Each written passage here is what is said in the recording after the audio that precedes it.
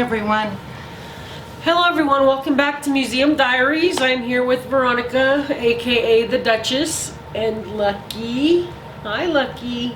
Oh, you're such a good girl. She's the best. She's the best girl.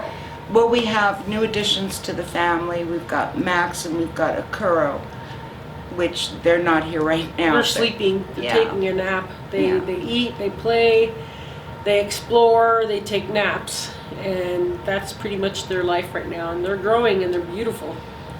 I wanted to thank our patrons for their generous donations that help us buy art supplies, paint, and canvas. It means and brushes. A lot. And brushes. We have two patrons right now, Isaiah Contreras and Rocio Matthews. And we want to thank you guys for becoming patrons. We encourage our fan base out there to become patrons for Museum Americana. It does help us with supplies, like Veronica said, with paints. We can always increase our color palette. So, you know, those contributions, they can go pretty far. Yeah, so we want to thank you for that. Thank you. Yeah. And also, I want to talk about our podcast a little bit. My corner, Jack's Corner, the podcast. It has really allowed us to open up and share some of your stories. Yeah. From prison through Sister Me. Mm-hmm. And then we just started Jane Doe, right? Yes, we introduced Jane Doe this last podcast that we did. Which is The Science of Trauma. Yeah. It's on Amazon. It is on Amazon. You can search it, Jane Doe and the Science of Trauma, under Veronica Compton Wallace. It's there if you want to read it. You can read it for free right now. It's on Kindle if you're a member. So definitely check that out. It's going to be talked about and shared here in Jack's Corner the next couple weeks. Mm-hmm. Yeah. So all is well. Well, we paid close to $1,000 for the kitty vet visit. Lucky, when they were first introduced, Lucky got protective of her feed area, I think, and nipped at the kitten, and it was limping. So she actually ended up nipping at both of them at two different times, and they were both limping from their front leg, and she hasn't done that since. I scolded her very well. She knows. She knows that was wrong. We have conversations. I have conversations with her like I would a person, because I think that dogs can pick up a lot of clues and sentiments based on how we present the information to them, and some of the words will resonate. But a dog's vocabulary can reach, hundreds and hundreds of words. It's remarkable. There's this one dog that had memorized 200 names of his stuffed animals. 200. And the owner will say, go get Albert or Einstein. And the dog will get the Einstein toy. Then she'll say, give me Immanuel Kant. And then the dog will get that. Out of 200 stuffed toys, it can identify each of the names for each of the stuffed toys. Cool.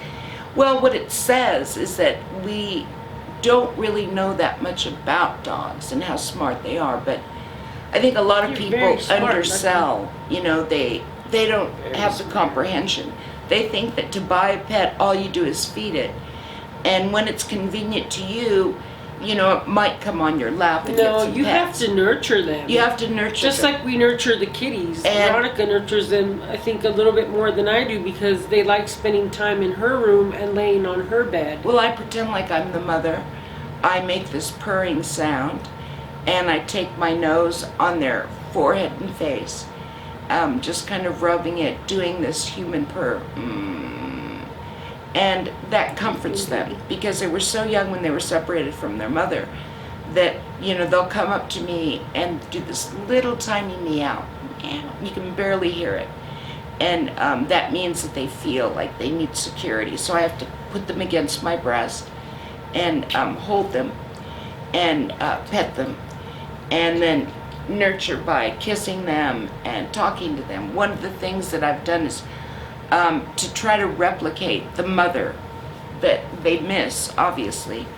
I make the purr noise, but I also moisten my lips a little bit and then I rub my lips gently on their face, because that's what the mother would do. And then I'll nip their little ear, with a little flick of my tongue, and then put it in between my lips, and it replicates what the mother would be doing, nurturing the baby. And they just eat it up, they will come for me and literally cry, meow, meow, so tiny. And they're looking at me, I need nurturing like mama gave, so then I try to replicate that. Yeah. But it's been good having them. Oh, and it's been really we're good. learning, and Yeah. like Veronica mentioned, we did take Akiro to the vet. Max was fine, he limped for a little bit, but Akiro, he re-injured that same leg that Lucky bit him on, so we took him to the vet. We had to pay for x-rays. That was $485, and then the meds was $210, which they gave him an anti-inflammatory, an antibiotic. So and Jackie a pain- feeds them their pain medicine medicine. once a day. So he gets all that medication once a day. They gave us syringes. And he didn't have any broken bones, no fractures. Right. It just ended up being inflammation from the bite from Lucky. And he's doing so But no- much better no now. damage, yeah. No. But that was Yeah, an he's doing expensive good. vet bill. Very And we've talked much. about getting insurance for the pets, but Yeah. we're looking at, with a $500 deductible, we're looking at paying, if we get all the pets, including Artemis, who's outdoors mostly now, Yeah. insured, we'd be paying around $260 a month. And that's like, my brother said that's a car payment right there. Oh So- yeah, it's a health payment for So, me. we're It's gonna pricey. wait till they get a little bit older. Yeah. And then re-examine the whole idea of getting them insured, because right now they're all pretty healthy. They just got their vaccines. Lucky got her vaccines. They had their Artemis vet got checkup, hers. and it was And fine. they're all doing well. Yeah. All of them are doing well. So I think we're gonna hold off on the pet insurance for a little bit until we generate some revenue. Yes. We want to sell the Want to art. sell the art? Yes. And one of the things I did recently was contact Angela Davis. I emailed her the email that I got provided through Google search. She's at UCSC, I believe. She's up in Santa Cruz as a professor. So we haven't heard back from her. I check the emails every day. I haven't heard back from anyone lately regarding our artwork. We did hear back from this woman who's got a group of people that are interested in doing a film on Eating the Ashes, the book that Veronica wrote about prison, women's prison, and there's so many different stories in there that they feel, I think the film would be a great film and would give people a closer look into the women prison system. Yeah. So interesting if that's going to come through. We haven't heard back from them. But these things generally take months, And they do come up. they do. She yeah. was just invited to do a podcast with Apple. No, not a podcast. To do a film for. It's again going back to the Hillside Strangler case, and you said no because you're done with that part of your life. Yeah, exactly. You don't want to It's keep bringing it redundant. up. It's And redundant. Anytime anyone wants to reach out to her to talk about the copycat, not the copycat strangler, which she was known as, but the Hillside Strangler, they always. It's in the books. They have documentaries. It's and all I don't, out there. I don't have to revisit that. The story. But she doesn't want to revisit I don't. that. I don't. Right, no. Lucky? It's so Right. old. So old. We're talking almost 40. Yeah, 40 years ago. 40 years ago, really? Come on.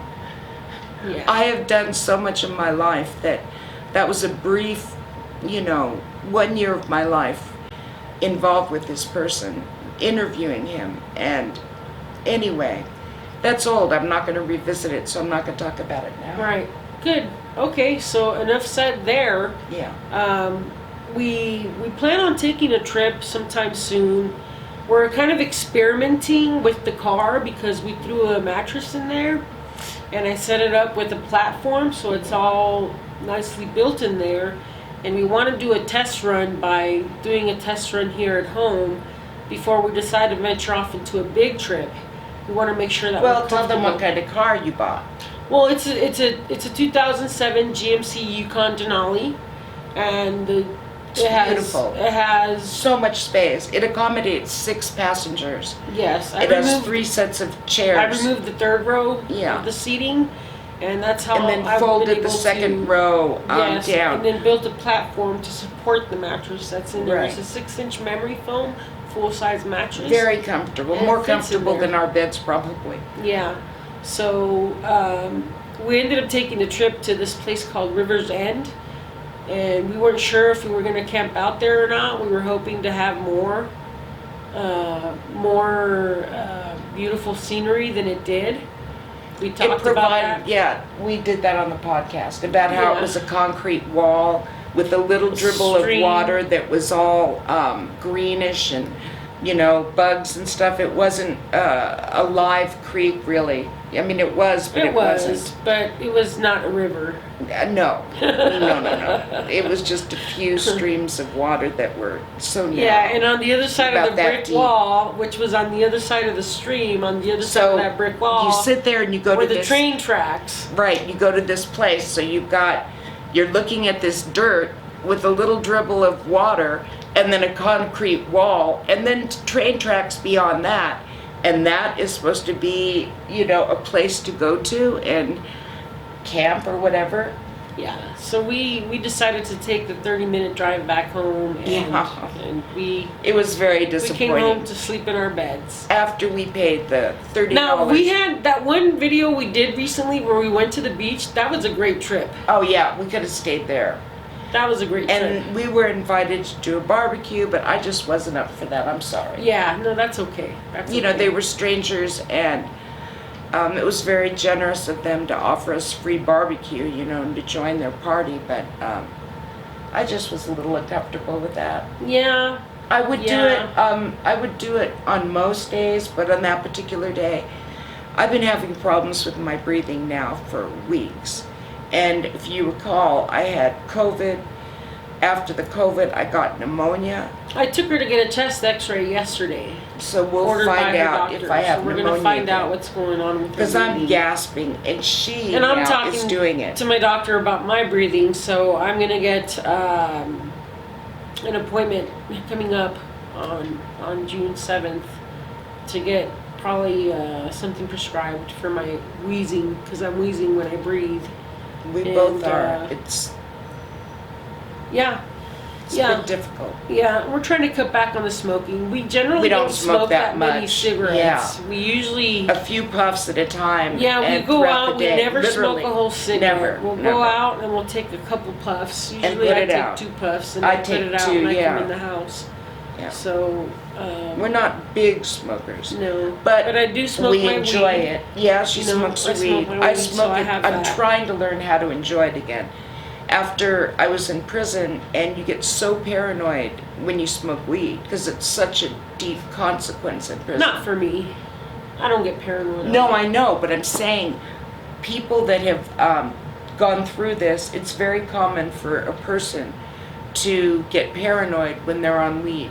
Yeah. And because of the trauma that was induced through the prison system. And the consequences were so severe, and you have to watch everything, and then you worry about the smell and snitches, and it was a nightmare. So it kind of makes you like, I don't think I want to smoke weed anymore.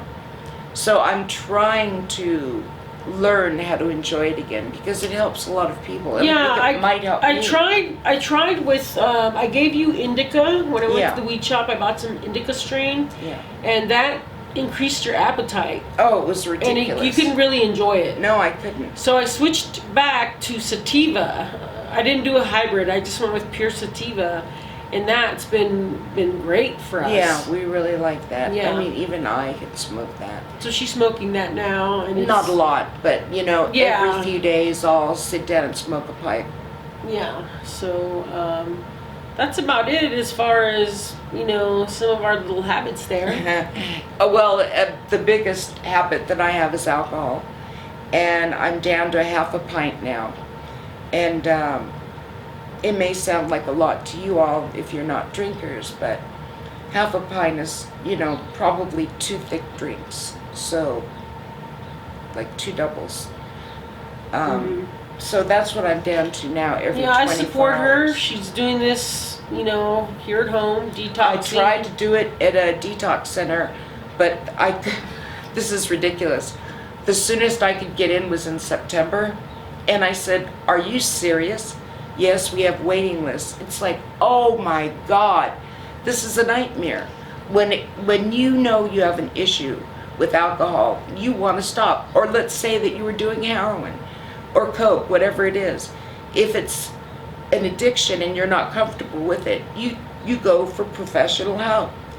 But when they put you off until September, and it was in April, so I just said to Jackie, I have to detox at home because I can do the same thing here. I know what to do, but I have to be consistent. So Yeah. I haven't been able to sleep right since I stopped the amount of alcohol, because normally I would drink a couple of thick drinks before I would go to sleep, and that helped. Now that I don't have it, I have issues with the sleeping, but that's all right. I put on a lot of weight too. I think I gained like 30 pounds just from alcohol in the last 2 years. I couldn't believe it, because it wasn't like I was eating a lot, but it was calories that I had accumulated from the vodka. Yeah, and I think it got progressively worse when COVID hit. Yeah. March of last year. Oh, it did. That was horrible. We were going to the gym, and that was really, really, I think, helping us with our energy levels for the day. Yeah. And we were more fit. We didn't have breathing problems. Yeah.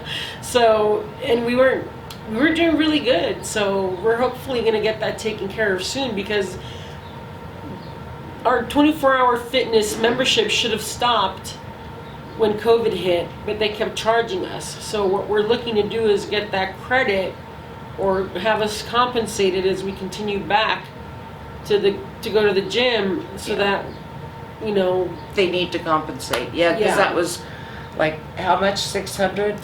That was back a year ago, and since then they keep, charging me more every month. And getting them to stop has been like an act of Congress. We've tried to contact them. Well, I had to put a stop payment on 24-hour fitness. Did you finally get it done? Yeah, I was able to take care of that a couple. But we didn't months ago. get compensated. And the thing for is, their customer service center is closed, Right. so you can't reach a customer service representative. And then you had to call when you Texas. call their number. Was it Texas? that No, you talked can't to? get a hold of No, anybody there was right somebody. now. There was somebody that you had talked to in another state, because there was no person here. Yeah, I don't remember that. Yeah, I need to get some water. Excuse Okay. me. But yeah, we're gonna go ahead and end up going to the gym to talk to a manager and see if they can help us out somehow, and maybe get the credit that we deserve, and take it from there. Yeah. So other than that, I think we're all good. The kitties are growing. Oh, I've got a new painting. Let me bring it out. Okay, It's she's got a bizarre. new painting. It's a little awkward. It takes different directions with some of the parts in it. She's going to show that to you right now. She's bringing it out. And I don't have any new paintings right now. I'm out of material. Excuse me, Jax. Okay. So that's the new painting. It's not done yet. Like I said, it's extremely bizarre. And this one is called Eroticism. And these are two pieces that are... I think they go the other way around. Yeah, it's this way. Here we go. Yeah. So these are her pieces. I love these. Do you really? Yeah, I like these.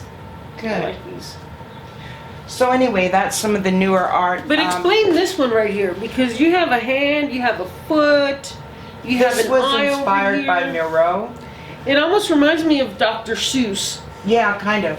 Yeah. You got the red and the yellow going on over here, the stripes, but it's very, so tell us about this one. Well, it's like a bird, right? Like a pelican's face that's laughing, but yet they have a human hand, but the eye is down here, and then for the arm, it has a foot and a hand.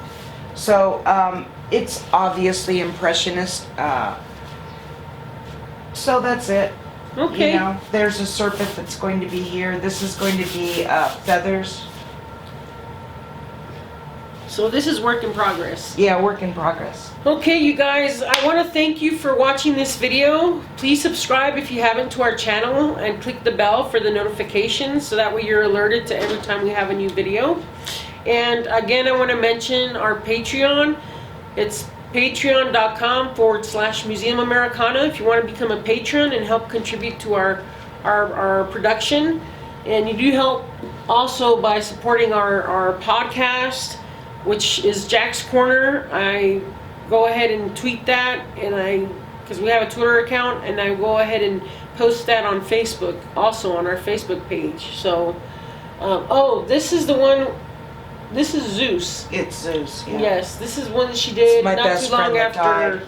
Zeus passed away. It's not quite done yet. And for some reason, you know, I have this, I always feel that pets are angels. It's like God grabbed a piece of heaven, put them on this planet for nothing but to love us and for us to love them. And animals are wonderful, and all living creatures to me are exciting and wonderful and should be respected, like our planet and our ecosystem. So anyway, the house is like loaded with paintings. I've got paintings from all over the place, different artists. I've got some Siqueiros, and I can't even remember the other Latin artists that I have. Anguiano. Anguiano, yeah. You have him. You have Bracco. Yeah, Bracco. Bracco. You have some of his old stuff. Hey, this one here, let me share this one. Oh, that's a print. This is a Diego Rivera postcard from Ciro's, the famous restaurant. And he hand signed it. But isn't that interesting? That's on the wall of the restaurant. And that was by Diego Rivera. Okay, I don't have anything else for our viewers. Do you have anything else? No, I think we shared the newest pieces of art, didn't we? The ghost and some of my newer pieces. Here's one. I'll just show you real quick if you haven't seen them.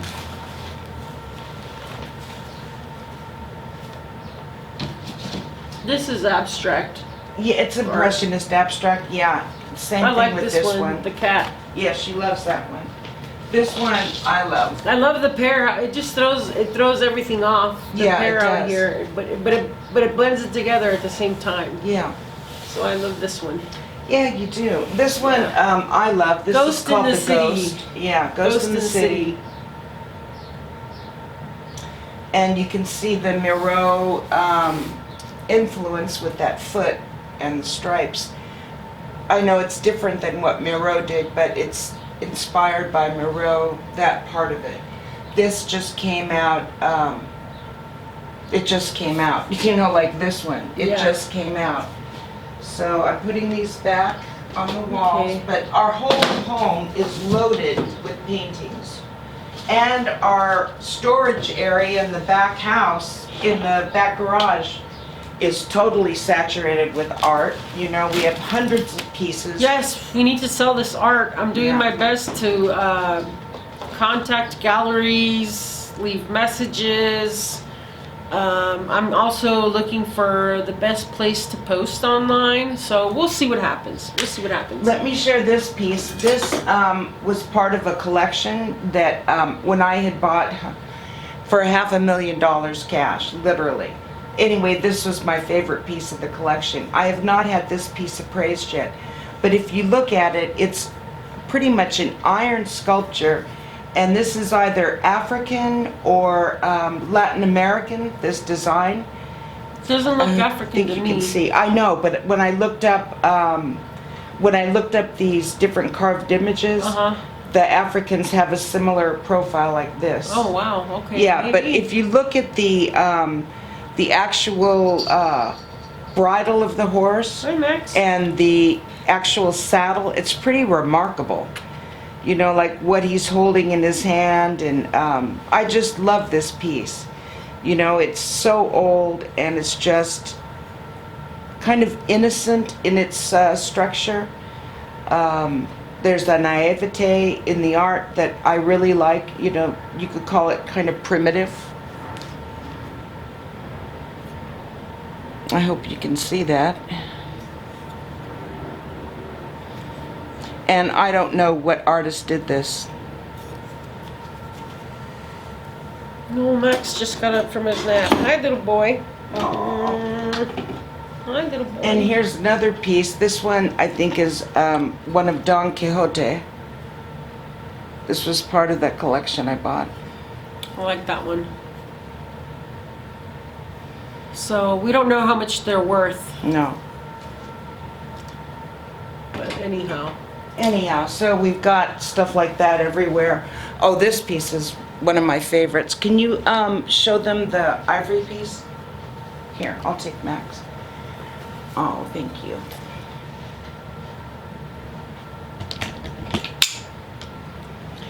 Let me show you Akira real quick. He's Yeah. still sleeping.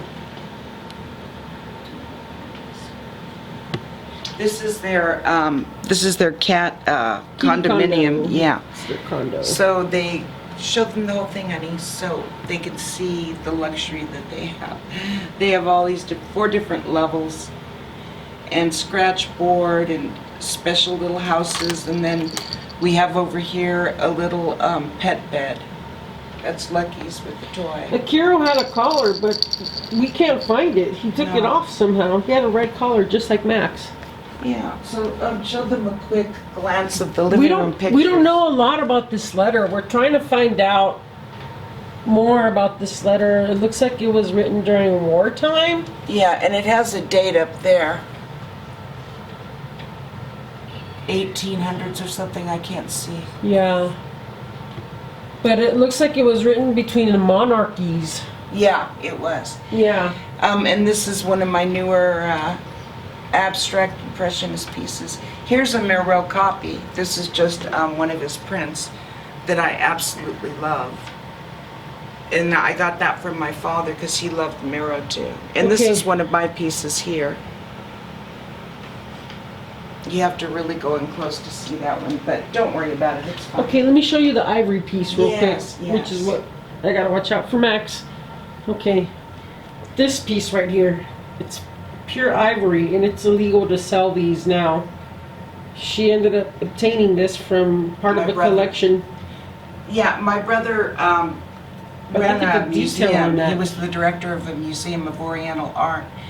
And they were liquidating some of their collections. So he called me up and he said, "Hey, Ver, I've got a piece here I think you might want."